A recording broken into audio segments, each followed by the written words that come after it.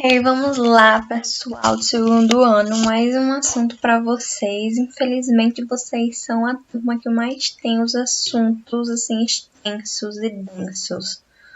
Mas são assuntos maravilhosos.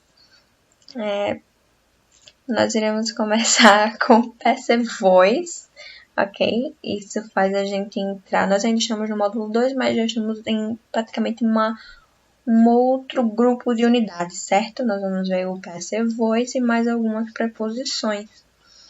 E uma dessas preposições estão aqui, ok? Nós utilizamos no passive voice. Mas antes de iniciá-la, vamos ver o que é esse passive voice. O que é voice? Como é que eu uso isso? Então, o passive voice is used to show interest in the person or object that experiences an action rather than the person or object that performs the action. O que é que dizer aqui? Que a voz passiva ela vai enfatizar o objeto da sentença. Quem é o objeto da sentença? É a coisa ou a pessoa que recebe a ação. Né? Na voz ativa nós temos quem faz a ação e na voz passiva nós temos quem recebe. Então, dependendo da voz que eu vou usar, eu vou enfatizar um ou outro. Ok? Então, não tem como eu falar sobre o passive voice sem falar sobre o active voice. Então, vamos aqui. Ok? Essa questão de voice, eu coloquei, describes whether the grammatical subject of a clause performs or receives the actions of the verb. Ok?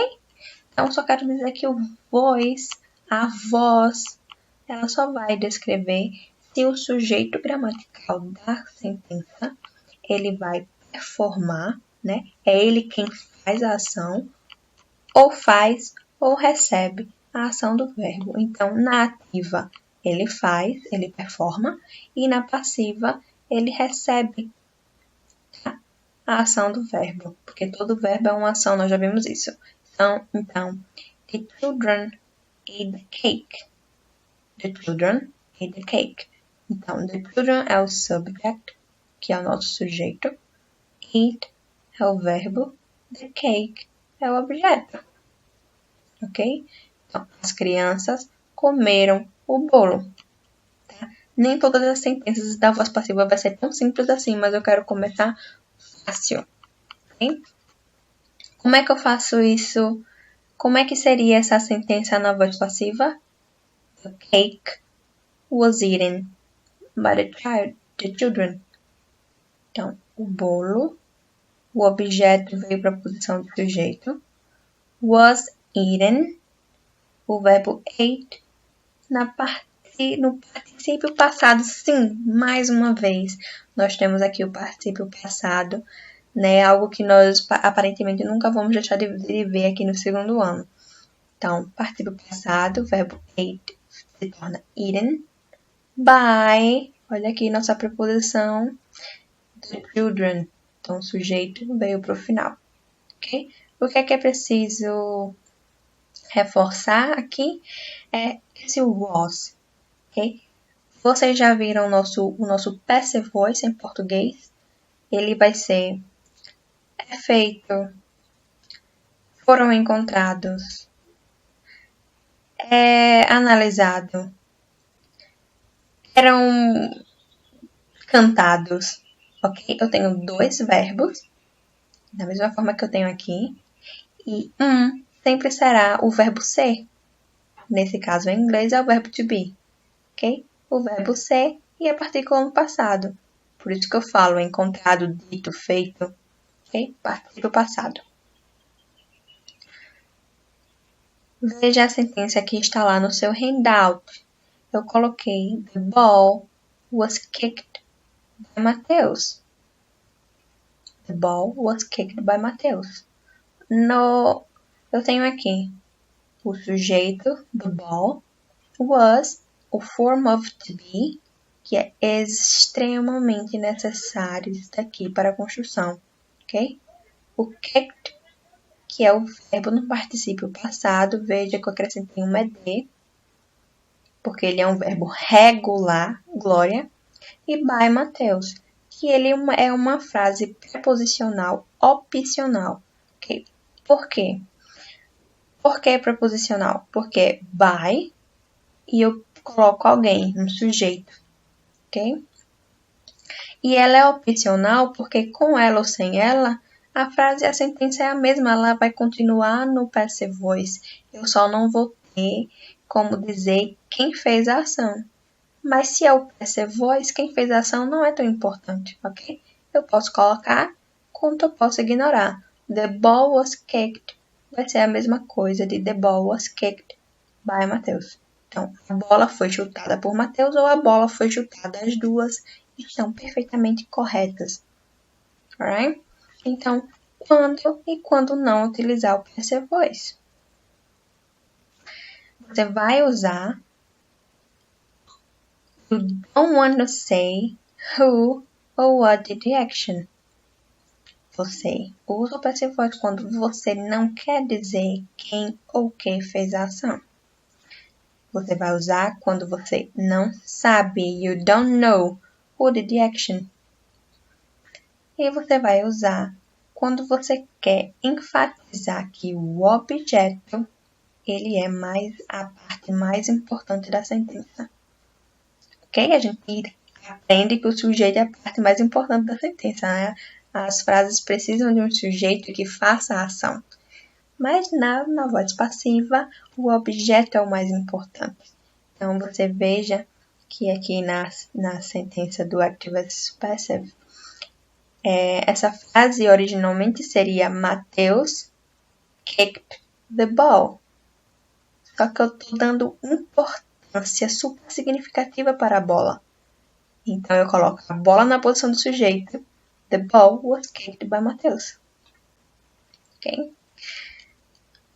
Prosseguindo com as frases que é o que a gente gosta. My neighbor's car has been stolen. O carro do meu vizinho foi roubado. Eu tenho my neighbor's car. Veja que eu estou me referindo a um objeto has been stolen. Familiar com isso aqui? Deveria, porque isso daqui é o mesmo que o nosso present perfect continuous. Só que aqui, atenção, ele não é o present perfect continuous, ok? Veja, o carro do meu vizinho foi roubado, eu não estou dando nenhuma continuidade. Vocês lembram que o present perfect continuous, ele utilizava ing, ok? Então, nós só estamos usurpando a estrutura, ok? Então, my neighbor's car has been stolen. Has, mais o be, mais o participo passado. The money was counted by the cashier. O dinheiro foi contado pelo caixa. Tá? O funcionário do caixa. Então, was, que é o verbo to be, que é o verbo ser, mais o verbo principal no participo passado. Como count é um verbo regular, eu só acrescento ed. Da mesma forma com a de baixo, the house will be cleaned on Monday. Então, the house will be cleaned on Monday. A casa será limpada na segunda-feira. Will, mais be, mais cleaned. É the e o form of be. Ok? O passive voice, ele vai atravessar diversos tempos verbais. Você veja que aqui eu tenho o suposto present perfect continuous. Aqui eu tenho past perfect. Aqui eu tenho o futuro simples. Vai ser sempre assim, existem diversos outros tempos verbais e ele vai passar por esses outros tempos verbais, ok? E, considerando isso, a estrutura deve ser a mesma. Eu tenho que deixar o reflexo da estrutura, ok? Por exemplo, aqui que é present perfect continuous, eu tenho has, tá? E aqui que é o futuro simples, eu tenho will. Alright? Nunca esqueça disso. A forma do tempo sempre será a mesma. A única coisa que você vai fazer é colocar na voz passiva, mas respeitando os tempos verbais. E aqui, It was written by Stephen King. It foi escrito por Stephen King. Sobre essa preposicional opcional, ok? Quando você fala de algo que foi escrito, é interessante que você indique pelo menos algo mais, porque it was written fica super sem sentido, né? E foi escrito. O livro tal foi escrito. Ok, foi escrito, mas e aí? Sabe? A sentença, ela pede por uma informação a mais. Então, você pode acrescentar com by e informar quem escreveu, ou colocar in e falar o ano em que foi escrito.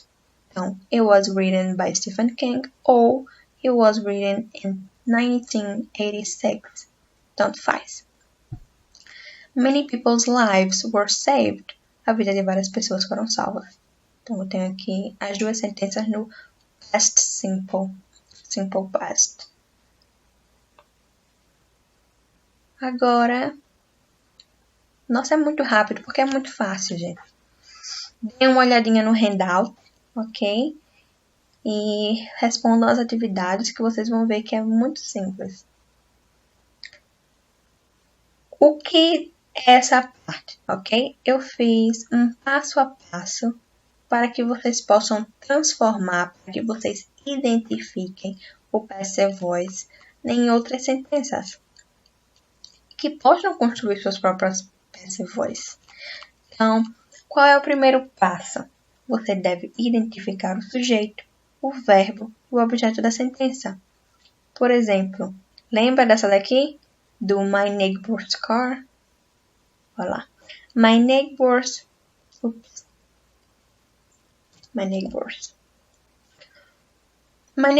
car has been stolen. O carro do meu vizinho foi roubado.